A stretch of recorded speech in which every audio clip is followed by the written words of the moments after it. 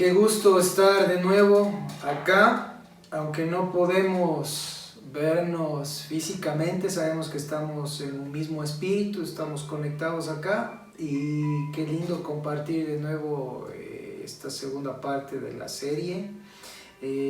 Si no sabes todo lo que hemos estado hablando, te motivo a que vayas a nuestras redes y puedas buscar la charla anterior. Sé que va a ser de mucha bendición y va a ser un campo que va a preparar todo el espacio para lo que estaremos tocando durante estos días. Si tienes una Biblia, si no la tienes ahí, anda, búscale rápido. Vamos a leer un par de versículos. Me encantaría que puedas marcar tu Biblia, que puedas anotar las promesas que Dios te está dando en estos días especiales.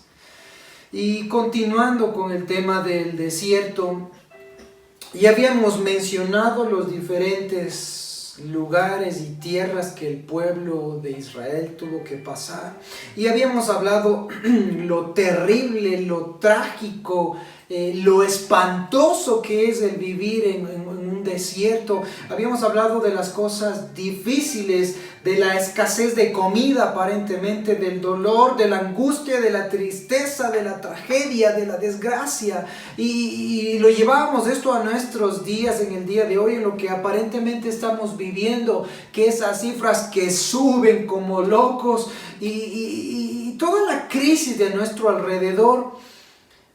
Parece que este desierto no tuviera fin, parece que no se ve una luz al final de esperanza. Pero habíamos mencionado que en el desierto sí podemos encontrar esperanza. Pero con todo este escenario que hemos pintado, quiero que vayas conmigo al libro de Salmos rápidamente. En el capítulo 55, desde el versículo 4 en adelante, voy a leer de la versión Reina Valera y dice así: Salmos 55, 4 en adelante. Mi corazón está dolorido dentro de mí, y terrores de muerte sobre mí han caído. Temor y temblor vinieron sobre mí, y terror me ha cubierto. ¿No se parece esto tal vez algo a lo que estamos viviendo ahora? Mi corazón está dolorido dentro de mí, y terrores de muerte sobre mí han caído. Temor y temblor vinieron sobre mí, y terror me ha cubierto. Y dije: ¿quién me diese alas como de paloma? Volaría yo y descansaría. Ciertamente huiría lejos, moraría en el desierto. ¡Wow! Lo que el Salmo menciona. ¿A dónde va a huir? Está hablando que está lleno de una crisis y como que un manto le ha cubierto de terror y angustia, y él pide alas para volar y dice: desearía volar yo y descansaría, ciertamente huiría lejos, moraría, viviría en el desierto. Oigan, amigos, pensemos en esto. ¿Qué tipo de persona normal quisiera ir a vivir en un desierto? Una persona cuerda aparentemente ante el mundo no quisiera ir a vivir en el desierto. Ninguna persona, sino solo aquella persona que se encontró con Dios en ese lugar. Ninguna persona, sino solo el que se encontró con Dios en ese lugar. Mira, repito de nuevo el Salmo: mi corazón está dolorido dentro de mí, y terrores de muerte sobre mí han caído. Temor y temblor vinieron, y terror me ha cubierto. ¿Quién me diese alas como de paloma? Volaría yo y descansaría. Ciertamente huiría y moriría, viviría, daría todo. Haría una casa, un lugar de descanso en el desierto.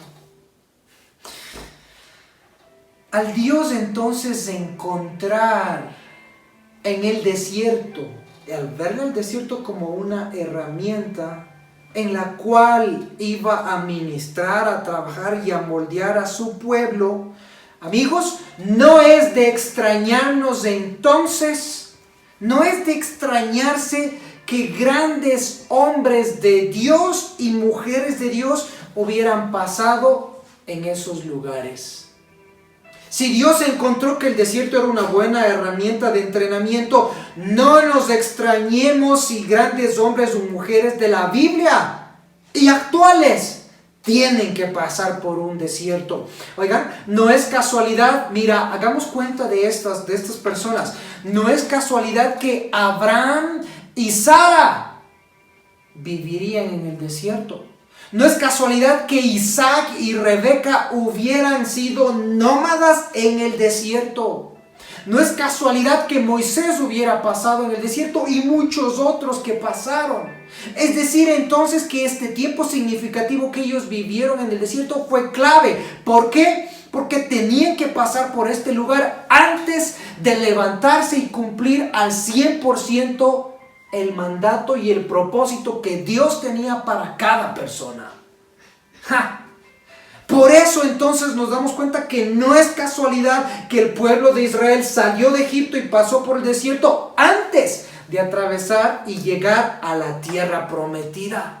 No es casualidad. ¿Por qué? Porque en el desierto es donde el pueblo vio la fidelidad de Dios. En el desierto es donde el pueblo aprendió a confiar en Dios. En el desierto es donde Dios dio la cobertura y el pueblo sintió su presencia, sintió su provisión mientras ellos eran afectados por los desafíos de día a día de vivir en el desierto.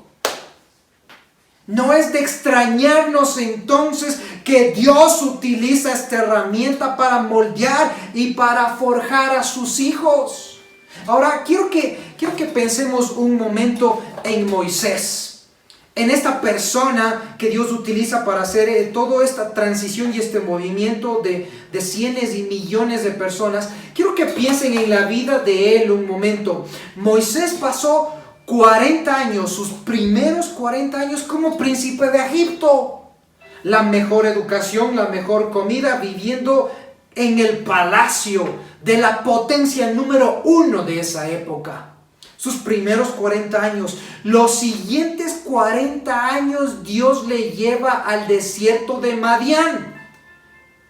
Y es en este desierto donde toda la arrogancia tal vez y toda la mentalidad de Egipto es aplacada, es destruida, es disminuida.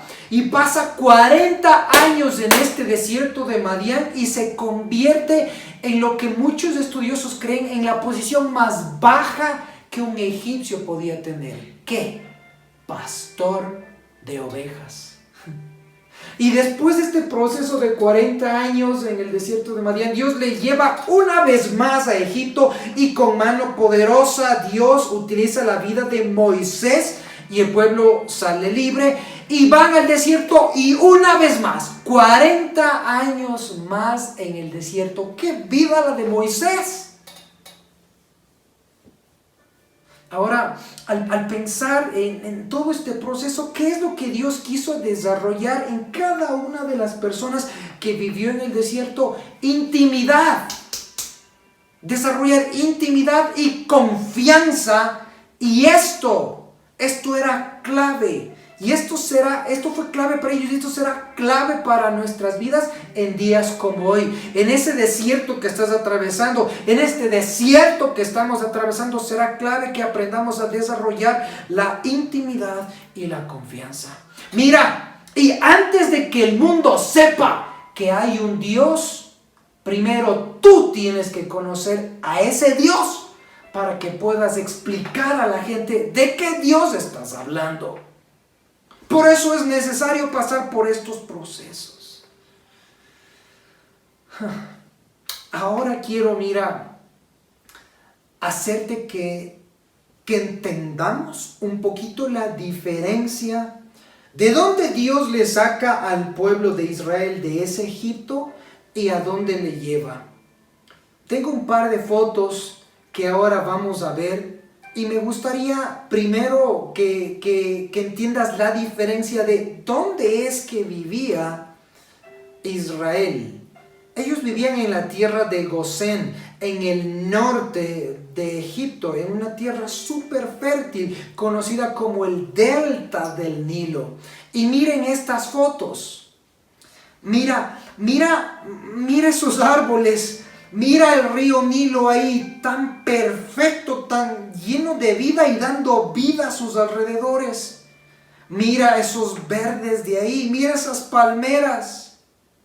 Esta otra imagen, mira ese río, mira esos llanos. A esto es a lo que estaba acostumbrado el pueblo de Israel. Eso es lo que vieron sus ojos durante 400 años.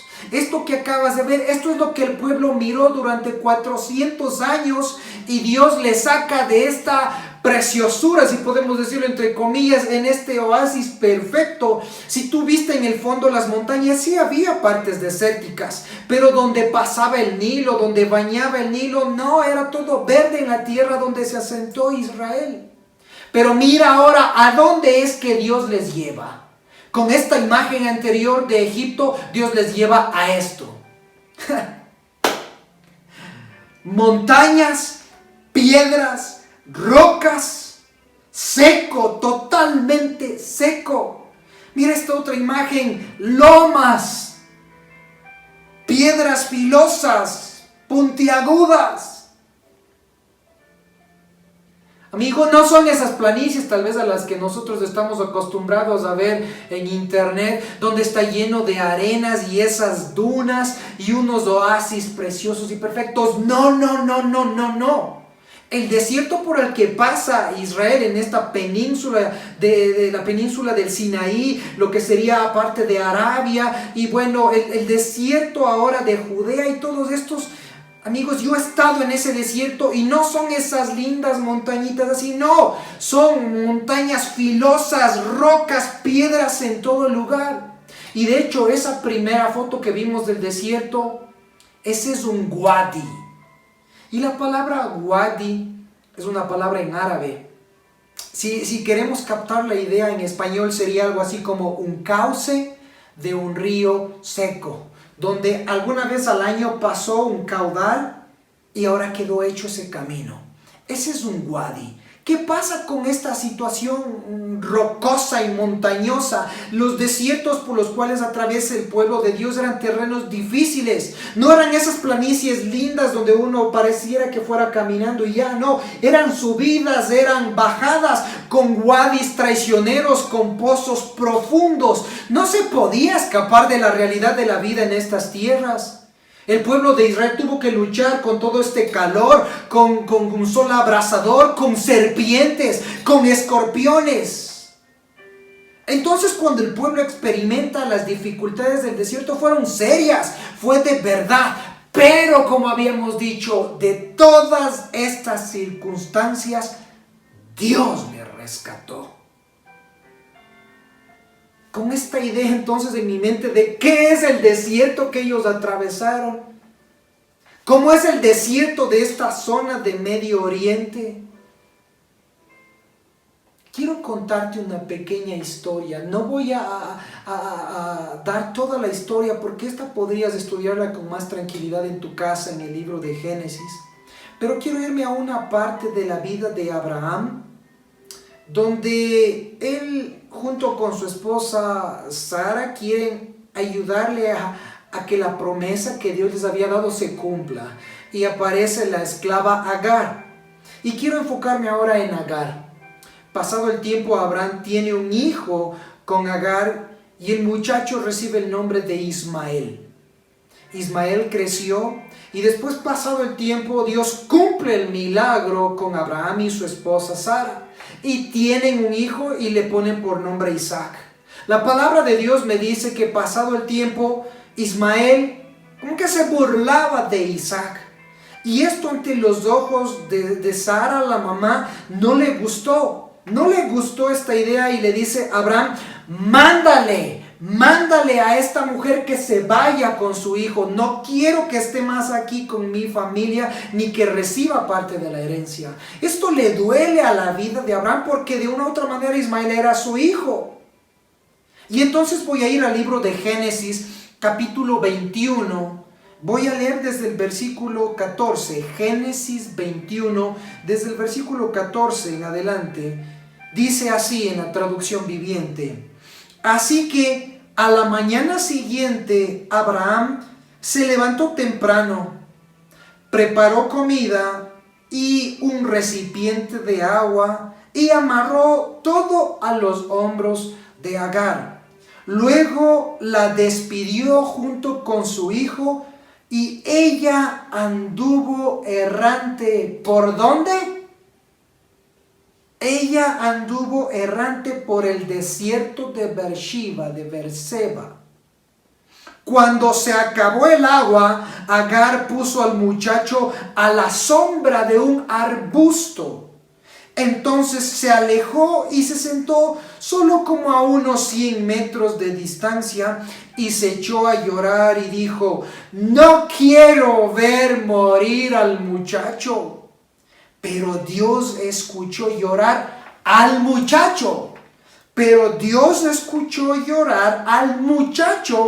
Y el ángel de Dios llamó a Agar desde el cielo y le dice: Agar, ¿qué pasa?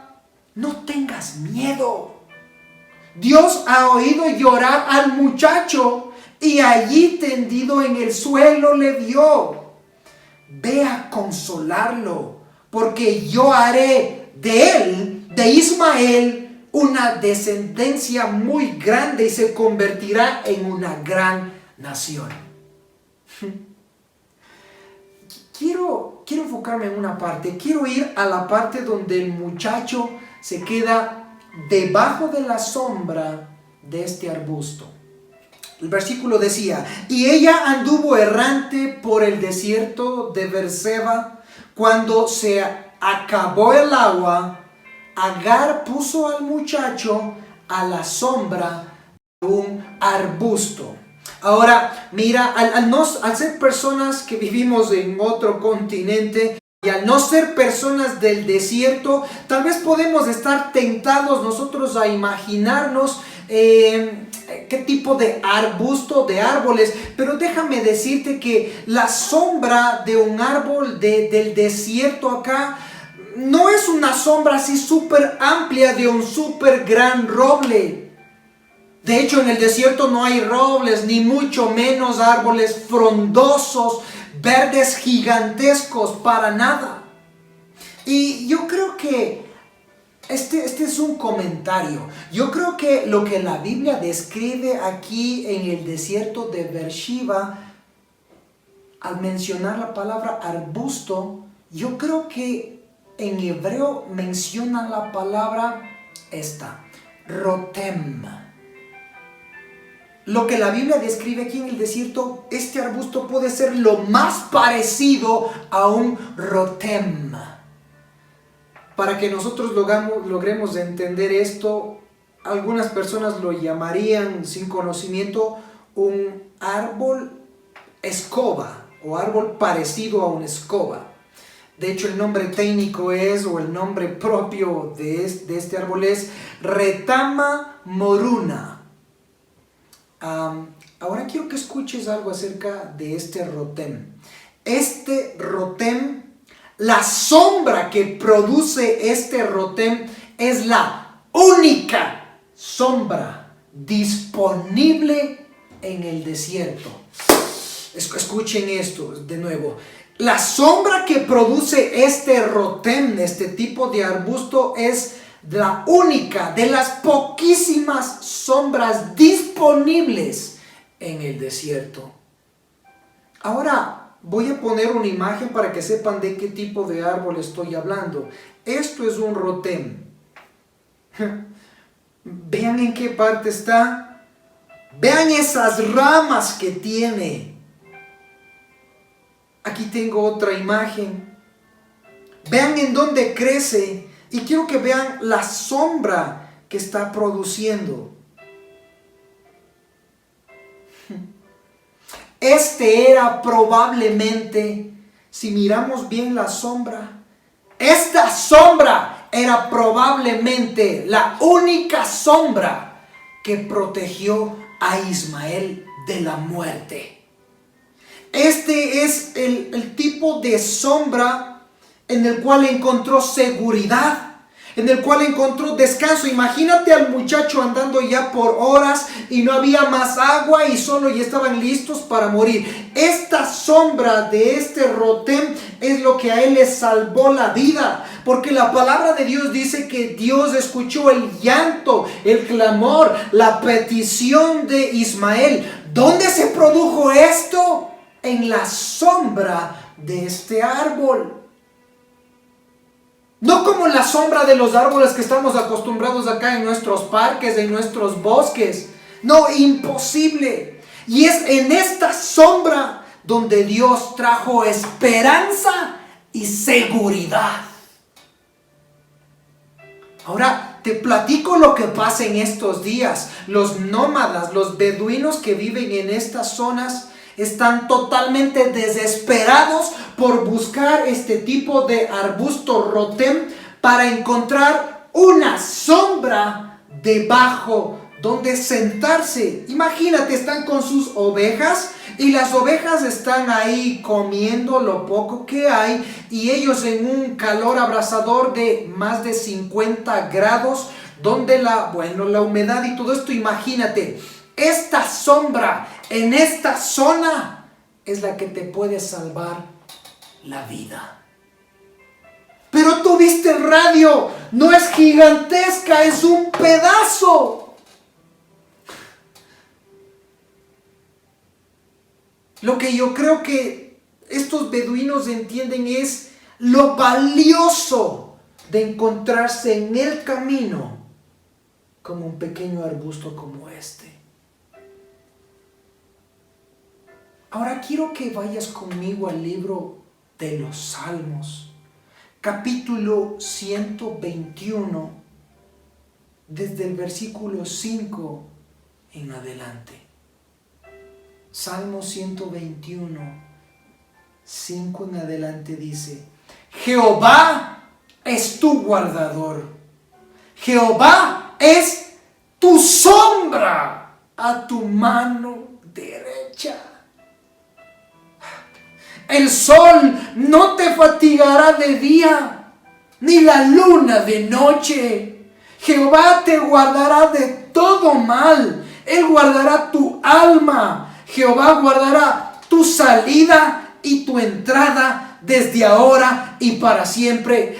Dime, amigo, ¿qué crees que estaba en la mente del escritor de este salmo? Él no vivía en nuestro medio, era gente de desierto. Y cuando ellos utilizaban esta imagen de sombra, tienes que imaginarte lo que te acabé de mostrar en estas fotos. Jehová es tu guardador. No era el gran ejército, no era la super casa o el super hotel. Jehová es tu guardador, Jehová es tu sombra a tu mano derecha. Solo imagínate esa sombra. Y leyendo este versículo, creo que ahora tal vez se hace más real. A veces nos imaginamos que en estos desiertos de la vida todo va a ser color de rosas y porque recibiste a Jesús nunca te va a pasar nada. No, eso es falso. Pasamos en esos desiertos y ahora pasas en este desierto en el que está, y sé que hemos leído estos versículos, pero tal vez ahora más que nunca. Ahora puedes visualizar a qué se refería probablemente el salmista. Jehová es tu guardador, Él es tu sombra a tu mano derecha. Y entonces, ¿cuál era el propósito de este Rotem? Era proteger del sol. Jehová es tu guardador, es tu sombra a tu mano derecha. El sol no te fatigará. Imagínate a Ismael tirado ahí en el desierto, procesado, ya no tenía escapatoria. Lo único que tenía era la sombra de un pequeño arbusto. y el sol no te fatigará, ni la luna de noche. Jehová te guardará de todo mal. Él guardará tu alma. Jehová guardará tu salida y tu entrada desde hoy, desde ahora, como lo ha hecho en el pasado y lo hará en el futuro. No nos ha abandonado. La Biblia dice que Él es esa sombra. Dios aparece entonces aquí y proporciona, pero esto tienen que entenderlo. Dios proporciona aquí el apoyo y el aliento para que descanses ese momento. Ismael no se quedó a vivir debajo de este árbol. Dios dio provisión y descanso en esta sombra para ese momento específico, para que después de que recobres fuerzas, te puedas levantar y como Ismael, convertirte en una gran nación. Lo que hacen estos beduinos, están en las horas más calurosas del día debajo de esta sombra, pero ellos no viven ahí. Ellos regresan y continúan haciendo sus actividades. Dios no le dice, y Dios no te dice, y al pueblo no le dijo, no te hagas aquí una casa en este lugar. Este lugar de sombra no es un lugar de morada, es un lugar donde te alimentas con Él, es un lugar de refugio, es un lugar donde recobras fuerzas. ¿Para qué? Para continuar.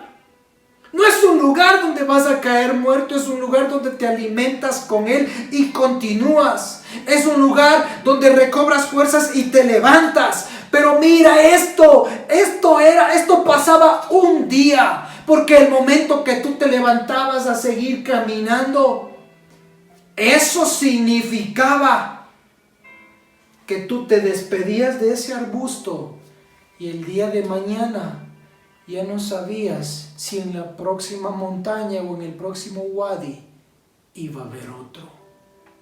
El dejar esa sombra significa en que tú crees que Dios hasta hoy te dio la provisión. Hoy te da la provisión y Él te dice, no es un lugar donde te vas a quedar, es un lugar donde te alimentas, te nutres, tu fe se agranda, te hidratas de nuevo con la palabra y te levantas. Y tienes que seguir caminando en fe, aunque en el fondo no veas, en el futuro no veas el camino, no te preocupes. Pero muchos de nosotros decimos, Señor, pero ¿qué va a pasar mañana? ¿O qué va a pasar la próxima semana? Porque no veo ese rotem, no veo ese arbusto, no sé dónde hay esa sombra. Y Dios te dice, no te preocupes, porque yo soy el que te guarda. El sol no te va a quemar mañana. Y no te preocupes de mañana. Vive un día a la vez. Hoy termina bien esta noche. Hoy tengo que aprender a confiar al 100% con Dios. Jesús lo mencionaba clarísimo. No te preocupes por el mañana, porque hoy ya tiene sus propias cosas. El dejar esa sombra, ese refugio y levantarse, eso requiere de mucha fe. Y eso solo la gente que cree en Dios es la que da el paso y dice, Señor, aunque no sepa qué va a pasar la próxima semana, no sé qué va a pasar después de la cuarentena, no sé qué va a suceder, pero yo sé que tú el día de mañana vas a proveer una nueva sombra. Vas a proveer un nuevo refugio, un nuevo arbusto. No me dejarás que me muera. No dejarás que el sol me abrace y me mate. Como resultado, entonces aprendemos a vivir el día a día. Y voy terminando con esto. Y mira, quiero que entiendas y te grabes esto, que las bendiciones de Dios, escucha amigo, escucha hermano, las bendiciones de Dios muchas veces se parecen a un arbusto que crece en rocas filosas. De hecho, te tengo que decir que muchas veces Dios te va a dar lo que necesitas en un paquete que no te gusta. Pero gracias porque no me abandonas.